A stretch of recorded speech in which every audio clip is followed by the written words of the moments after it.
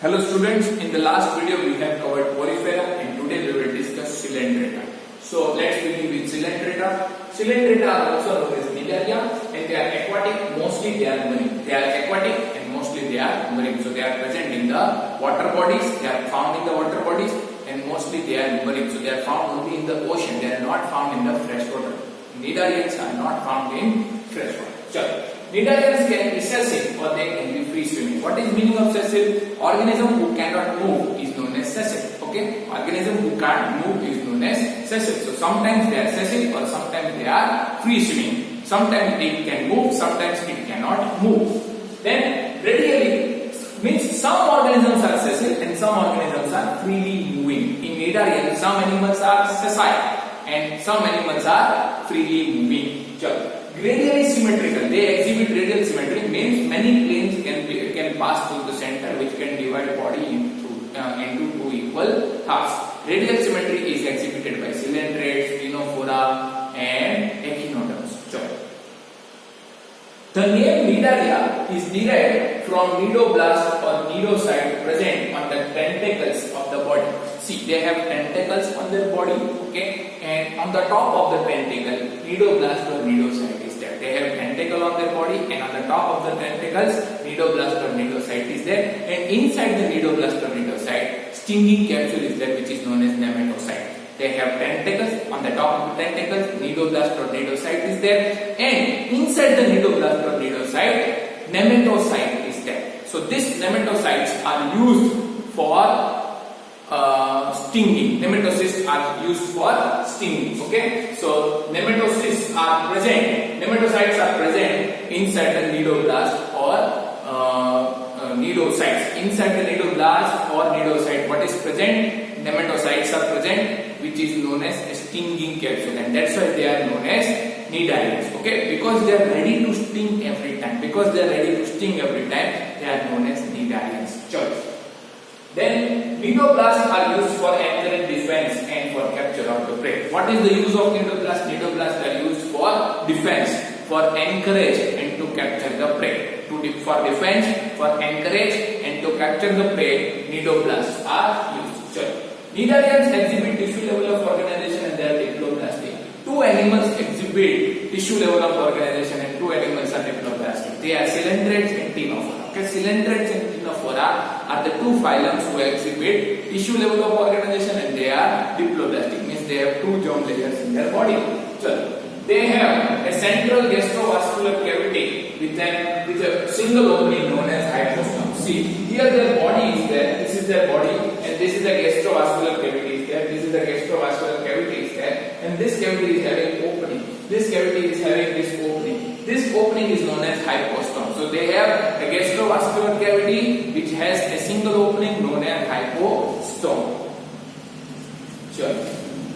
Digestion is extracellular and intracellular. Digestion is extracellular and intracellular. Porifera exhibit only intracellular digestion. Porifera exhibit only intracellular digestion.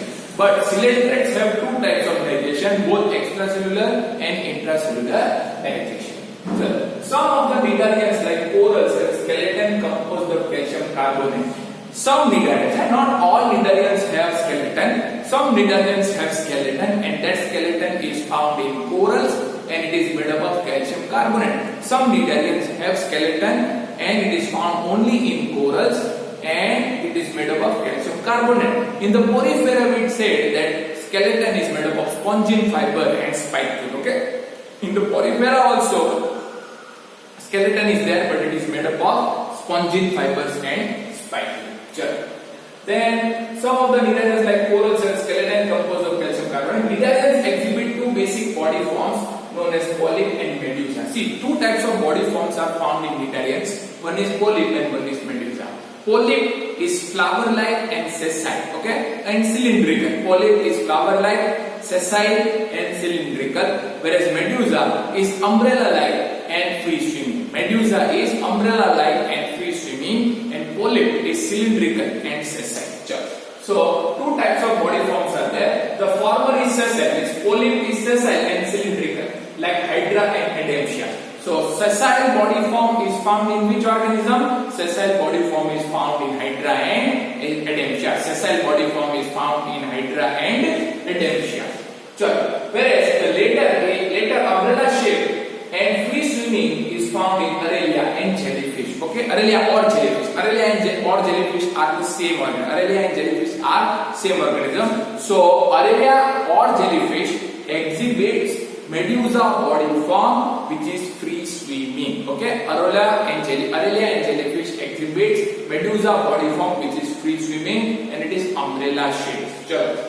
Those cnidarians which exist in both forms exhibit alternation of generation, which is known as metagenesis. See, some cnidarians exhibit both body forms during their lifetime. Some cnidarians exhibit both body forms during their lifetime, like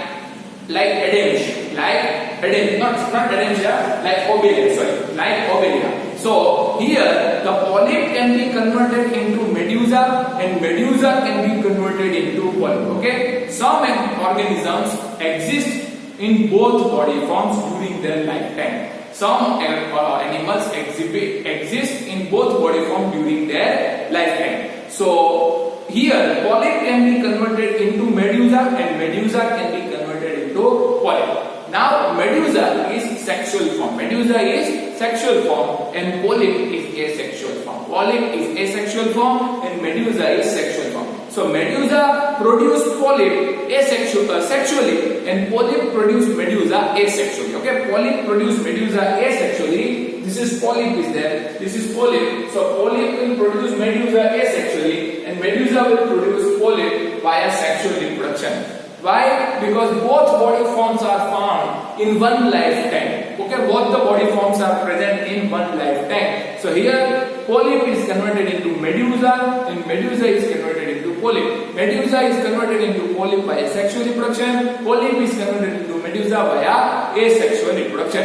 And this phenomenon is known as alternation of generation, or it is also known as metagenesis. And this kind of metagenesis is seen in Obelia. This kind of metagenesis is seen in the Obelia. Okay, chalo. So those cnidarians which exist in both forms exhibit alternation of generation, which is known as metagenesis. Here polyp produces medusas asexually and medusa forms a polyp sexually, like in Obelia. Okay, chalo. This is a stinging capsule is there, nidoblast. This is nidoblast is there. Okay, so please remember about nidoblast. This is Adamsia. This is Adamsia polyp form and this is Aurelia, that is medusa body form. Okay, chalo. Now let's discuss the examples. Examples of the cnidarians are Physalia, which is also known as Portuguese man of war.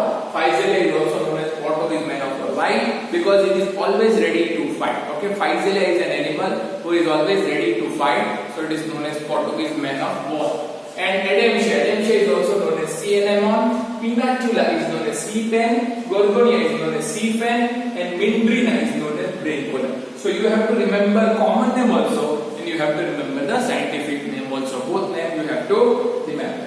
Chalo, let's discuss Ctenophora phylum. Ctenophora phylum. Chalo.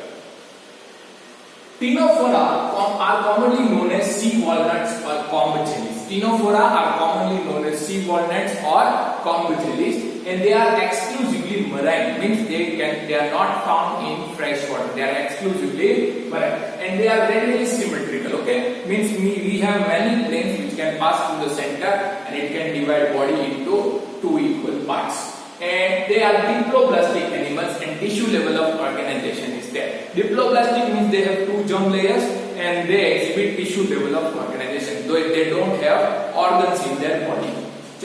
And the body bears 8 external rows of ciliated complex. See, here body is there, and here 1, 2, 3, 4, 5, 6, 7, 8. Total 8 rows of ciliated complex are there. Total 8 rows of ciliated complex are found in the ctenophoras. Okay, sure. And which help in locomotion. This complex which are present in 8 rows. These complex which are present in 8 rows are useful for locomotion. Complex are useful for locomotion. Digestion is both extracellular and intracellular. Two types of digestion are there, extra and intra. In the Cnidarians also extra and intra. In the Porifera, only intracellular digestion was there. Here, bioluminescence is well marked in Ctenophora. What is bioluminescence? Property of living organism to emit light. Okay, like Jugnu. Jugnu produces its own light. In the same manner, Ctenophoras can also produce their own light, but that phenomena is known as bioluminescence. Okay, bioluminescence is found in Ctenophora. Sexes are not separate. So here male and female are not distinct. We cannot identify male and female organism, and reproduction takes place only via sexual means. Reproduction occurs only via sexual means. See, in the Porifera, asexual reproduction was also occurring. In the Ctenophorans also asexual reproduction is found, but here only sexual reproduction is seen. And fertilization is always external. Fertilization is external. It means that male and female gametes will fuse outside the body of the organism. Male and female gametes will fuse outside the body of the organism. In the Porifera also, Porifera were exhibiting internal fertilization. In the Porifera, internal fertilization was there. Male and female gametes were fusing inside the body. Here, external fertilization is found. Male and female gamete fuse outside the body of the organism. And indirect development is seen. Okay, indirect development means many larval stages are there where the new young one is not similar to the adult. Young one is not similar to the adult initially, or larva is distinct from the parent. Larva is distinct from the parent. Examples are Pleurobrachia and Tinoplana. Examples are Pleurobrachia and Tinoplana. Let's talk about third phylum, that is Platyhelminthes. They have dorso-ventrally flattened body. Their body is flattened dorsally as well as ventrally. See, here the tapeworm is there. Okay, tapeworm is there, and its body is flat. Its body is flat from the dorsal side as well as from the ventral side. So it is known as dorso-ventrally flattened body. Flat body is there, so it is known as dorso-ventrally flattened body. And hence they are also known as flatworm. Platyhelminthes are also known as flatworm because they have dorso-ventrally flattened body. These are mostly endoparasite found in animals including human beings. So they reside inside our body, they stay in our body, and that's why they are known as endoparasite. Okay, they are known as endoparasite because they live inside the body of the organism. And flatworms are bilaterally symmetrical animals, triploblastic, acoelomate. They are bilaterally symmetrical. Acoelomate means they don't have coelom. They have germ layers. They have 3 germ layers, but inside the mesoderm, the cavity is not produced. So they are bilaterally symmetrical, triploblastic, and acoelomate animals. So here coelom is not present. Okay. So bilaterally symmetrical, triploblastic, and acoelomate animals with organ level of organization. They exhibit organ level of organization. They don't have organ systems. They don't have organ systems. Hooks and suckers are present in the parasitic form. Okay, some parasites which are present inside our body, they have like platyhelminthes, they have hooks and suckers. Hooks and suckers are used to suck the food. Okay, hooks and suckers are used to suck the food. Some of them absorb nutrient from the host directly through their body surface. They can eat food through the mouth also, and they can eat the food through the body surface also. They can eat the food through the mouth also, and they can eat the food through the body surface also.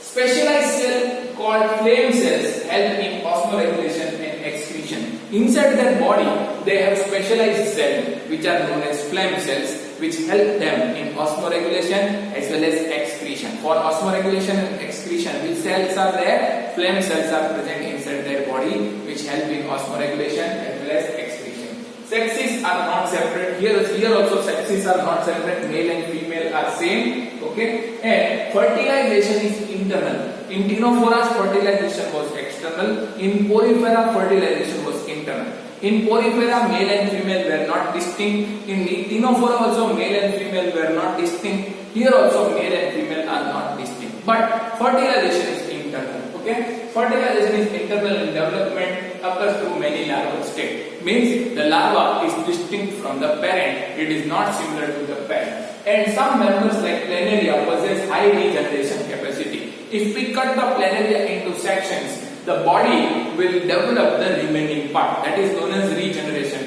capacity. If we divide the planaria into parts, then the body will regenerate the remaining part, that is known as regeneration capacity. Okay, and examples are tinea means tap pump, fascicular means liver fluke. Okay, tinea is also known as tap pump and fascicular is also known as liver fluke. So these are the examples of the Platyhelminthes phylum. Chalo.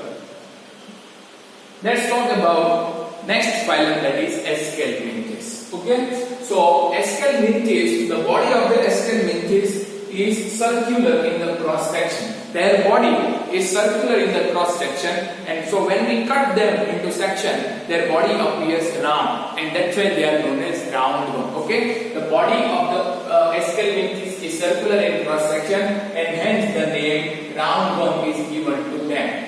And they may be free living, aquatic, terrestrial, or parasitic in plants as well as animals. Sometimes they are free living, sometimes they are terrestrial, sometimes they are aquatic, and sometimes they are parasitic. Sometimes they are free living, sometimes they are terrestrial, sometimes they are aquatic, and sometimes they are parasitic. And they are found as parasite in both plants and animals. They are found as parasite in both plants and animals. Sure. And roundworms have organ system level of body organization. Their body organization is organ system level. Okay, they have organ system level of body organization. See, Platyhelminthes were having organ level of organization. Platyhelminthes were having organ level of organization, but here organ system level of organization is there, and they are bilaterally symmetrical. They are also, see, Ctenophora, coelentrates, and echinoderms are radially symmetrical.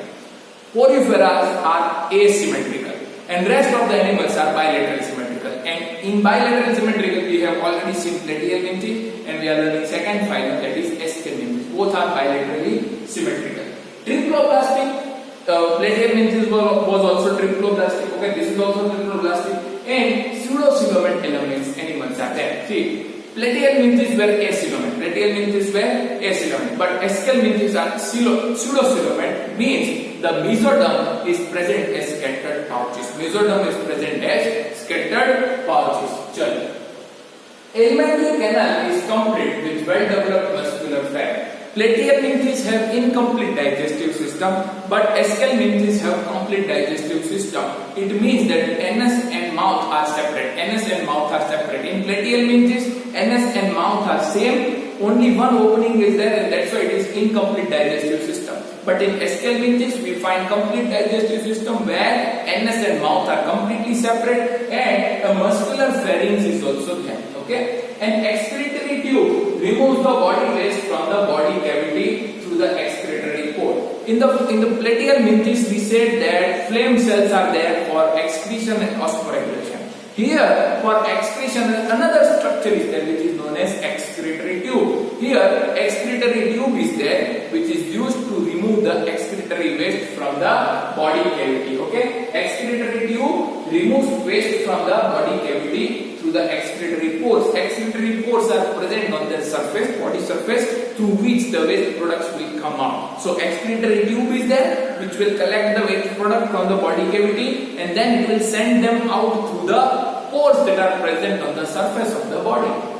Sexes are separate. The first organism where sexes are separate are Aschelminthes. Okay, in the Porifera also sexes were not separate. In the Nidarians also sexes were not separate. In the Ctenophora also sexes were not separate. In the Platyhelminthes also sexes were not separate. But here male and female are distinct. Sexes are separate. Okay, this condition is known as dioecious condition. Dioecious means male and female are different. Okay, male and female are distinct, and often female are longer than the male. See, here female is there which is longer, and this is male is there. Okay, female are longer than the male. And fertilization is internal, and development may be direct or indirect. Fertilization is internal. Here male and female gametes are fused inside the body of the organism, and development may be direct or may be indirect. So young one may look like the parent. Young one may look like the